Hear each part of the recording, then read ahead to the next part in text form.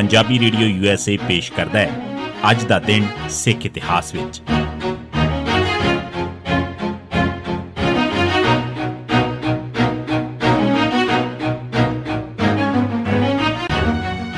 ਸਿੱਖ ਇਤਿਹਾਸ ਦੀਆਂ ਘਟਨਾਵਾਂ 'ਚ 13 ਜੂਨ ਦਾ ਦਿਨ 1886 ਖਾਲਸਾ ਅਖਬਾਰ ਛਪਣਾ ਸ਼ੁਰੂ ਹੋਇਆ। ਸਿੰਘ ਸਭਾ ਲਹਿਰ ਦੌਰਾਨ ਵਧੀਆ ਅਖਬਾਰ, ਰਸਾਲੇ ਤੇ ਕਿਤਾਬਾਂ ਛਾਪੀਆਂ ਗਈਆਂ ਸਨ। ਇਨ੍ਹਾਂ 'ਚੋਂ ਸਭ ਤੋਂ ਵਧੀਆ ਰੋਲ ਅਦਾ ਕਰਨ ਵਾਲਿਆਂ 'ਚ ਖਾਲਸਾ ਤੇ ਸੁਧਾਰਕ ਸਨ। ਸੁਧਾਰਕ ਮਾਹਵਾਰੀ ਮੈਗਜ਼ੀਨ ਪ੍ਰੋਫੈਸਰ ਗੁਰਮੁਖ ਸਿੰਘ ਨੇ 1886 'ਚ ਸ਼ੁਰੂ ਕੀਤਾ ਸੀ। ਇਸ 'ਚ ਮੂਰਤੀ ਪੂਜਾ ਤੇ ਗੁਰੂ ਬੰਸ ਵਾਲਿਆਂ ਦੀ ਅਖੌਤੀ ਉੱਚਤਾ ਦਾ ਖੂਬ ਖੰਡਨ ਕੀਤਾ ਜਾਂਦਾ ਸੀ ਤੇ ਸਿੱਖੀ ਦੇ ਨਿਆਰੇਪਨ ਦਾ ਪ੍ਰਚਾਰ ਕੀਤਾ ਜਾਂਦਾ ਸੀ। ਇਸ ਦੇ ਨਾਲ ਹੀ 13 ਜੂਨ 1886 ਨੂੰ ਰੋਜ਼ਾਨਾ ਖਾਲਸਾ ਅਖਬਾਰ ਪੱਥਰ ਛਾਪੇ ਤੇ ਛਪਣਾ ਸ਼ੁਰੂ ਹੋ ਗਿਆ।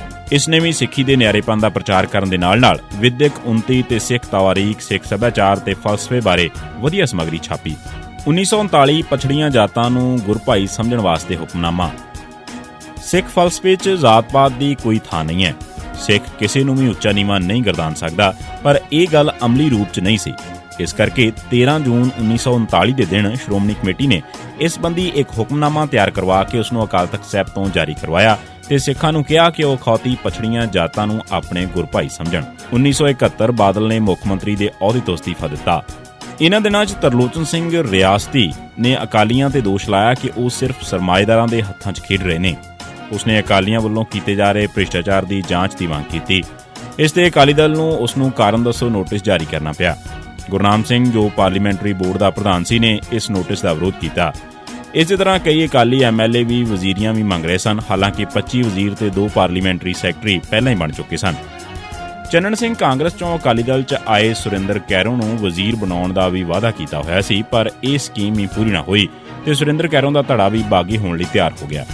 ਇਨੀ ਦਿਨੀ ਤਰਲੋਚਨ ਸਿੰਘ ਤੇ ਕਈ ਹੋਰ MLA ਵਜ਼ਾਰਤ ਛੋਟੀ ਕਰਨ ਦੀ ਮੰਗ ਕਰ ਰਹੇ ਸਨ। ਗੁਰਨਾਮ ਸਿੰਘ ਵੀ ਅੰਦਰੋਂ ਅੰਦਰ ਰਿਆਸਤੀ ਦੀ ਹਮਾਇਤ ਕਰ ਰਿਹਾ ਸੀ। ਰਿਆਸਤੀ ਕਾਂਗਰਸ ਗੁਰਨਾਮ ਸਿੰਘ ਤੇ ਬਾਗੀ ਅਕਾਲੀਆਂ ਦੀ ਮਦਦ ਨਾਲ ਵਜ਼ਾਰਤ ਬਣਾਉਣ ਲਈ ਜ਼ੋਰ ਲਾ ਰਿਹਾ ਸੀ। ਇਸ ਮਾਹੌਲ 'ਚ 12 ਜੂਨ 1971 ਨੂੰ ਰਿਆਸਤੀ ਨੇ ਵਜ਼ਾਰਤ ਤੋਂ ਅਸਤੀਫਾ ਦੇ ਦਿੱਤਾ ਤੇ ਨਾਲ ਹੀ ਇਹ ਵੀ ਕਿਹਾ ਕਿ ਮੈਂ ਅਕਾਲੀ ਦਲ ਤੋਂ ਅਸਤੀਫਾ ਨਹੀਂ ਦਿੱਤਾ। ਇਸੇ ਸ਼ਾਮ ਨੂੰ ਬਾਦਲ ਨੇ ਗਵਰਨਰ ਨੂੰ ਅਸੈਂਬਲੀ ਤੋੜਨ ਦੀ ਸਿਫਾਰਿਸ਼ ਕਰ ਦਿੱਤੀ, ਕਿਉਂਕਿ ਉਸ ਨੂੰ ਗੁਰਨਾਮ ਸਿੰਘ ਦੇ ਪਾਸਾ ਪਲਟਣ ਦਾ ਫਿਰ ਖਤਰਾ ਮਹਿਸੂਸ ਹੋ ਰਿਹਾ ਸੀ। ਕਾਂਗਰਸੀ ਆਗੂ ਵੀ ਇਸ ਗੱਲ ਦੇ ਹੱਕ 'ਚ ਸਨ ਕਿ ਅਸੈਂਬਲੀ ਤੋੜ ਦਿੱਤੀ ਜਾਵੇ। ਅਗਲੇ ਦਿਨ 13 ਜੂਨ 1971 ਨੂੰ ਬਾਦਲ ਲਿਖਤੀ ਤੌਰ ਤੇ ਅਸਤੀਫਾ ਦੇ ਕੇ ਗਵਰਨਰ ਨੂੰ ਮਿਲੇ ਤੇ ਅਸੈਂਬਲੀ ਤੋੜ ਕੇ ਨਵੀਆਂ ਚੋਣਾਂ ਕਰਵਾਉਣ ਦੀ ਮੰਗ ਕੀਤੀ। ਗਵਰਨਰ ਨੇ ਅਸੈਂਬਲੀ ਤੋੜਨ ਦੀ ਸਿਫਾਰਿਸ਼ ਮੰਨ ਲਈ। ਇਸ ਤਰ੍ਹਾਂ ਪੰਜਾਬ 'ਚ ਚੌਥੀ ਅਕਾਲੀ ਵਜ਼ਾਰਤ ਖਤਮ ਹੋ ਗਈ ਤੇ ਪੰਜਾਬ 'ਚ ਗਵਰਨਰੀ ਰਾਜ ਹੋ ਗਿਆ। 2003 ਟੌੜਾ ਤੇ ਬਾਦਲ ਫਿਰ ਇੱਕ ਹੋ ਗਏ। ਨਵੰਬਰ 2002 'ਚ ਜਦ ਸ਼੍ਰੋਮਣੀ ਕਮੇਟੀ ਦੇ ਪ੍ਰਧਾਨ ਦੀ ਸਾਲਾਨਾ ਚੋਣ ਹੋਣ ਵਾਲੀ ਸੀ ਤਾਂ ਟੌੜਾ ਧੜੇ ਦੇ ਹਰੀ ਸਿੰਘ ਜ਼ੀਰਾ ਨੇ ਆਪਣੇ ਰਿਸ਼ਤੇਦਾਰ DGP ਭੁੱਲਰ ਰਾਹੀਂ ਮੈਂਬਰਾਂ ਨੂੰ ਡਰਾ ਧਮਕਾ ਕੇ ਬਾਦਲ ਦੇ ਖਿਲਾਫ ਕਰਨ ਦੀ ਕੋਸ਼ਿਸ਼ ਕਰਨੀ ਸ਼ੁਰੂ ਕਰ ਦਿੱਤੀ। ਇਸ ਨੂੰ ਮਗਰੋਂ ਅਮਰਿੰਦਰ ਸਿੰਘ ਨੇ ਵੀ ਹਮਾਇਤ ਦਿੱਤੀ।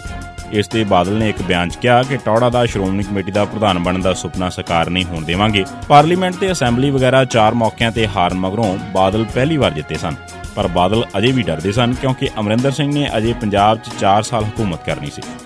ਸ਼੍ਰੋਮਣੀ ਕਮੇਟੀ ਬਾਦਲ ਤੋਂ ਕਦੇ ਵੀ ਖੋਈ ਜਾ ਸਕਦੀ ਸੀ। ਇਸ ਕਰਕੇ ਇਸ ਚੋਣ ਤੋਂ ਸਿਰਫ 3 ਮਹੀਨੇ ਮਗਰੋਂ ਹੀ ਬਾਦਲ ਨੇ ਟੌੜਾ ਨਾਲ ਏਕਤਾ ਕਰਨ ਦਾ ਮਨ ਬਣਾ ਲਿਆ।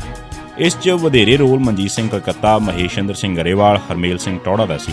ਉਹ ਸ਼੍ਰੋਮਣੀ ਕਮੇਟੀ ਦੇ ਨਿਜ਼ਾਮ ਦਾ ਫਾਇਦਾ ਲੈਣਾ ਚਾਹੁੰਦੇ ਸਨ, ਪਰ ਡਾਕਟਰ ਦਲਗੀਰ, ਗੁਰਦਰਸ਼ਨ ਸਿੰਘ ਬਾਈਆ ਤੇ ਗੁਰਵਿੰਦਰ ਸਿੰਘ ਸ਼ਾਮਪੁਰਾ ਬਿਨਾਂ ਸ਼ਰਤ ਸਮਝੌਤੇ ਦੇ ਖਿਲਾਫ ਸਨ।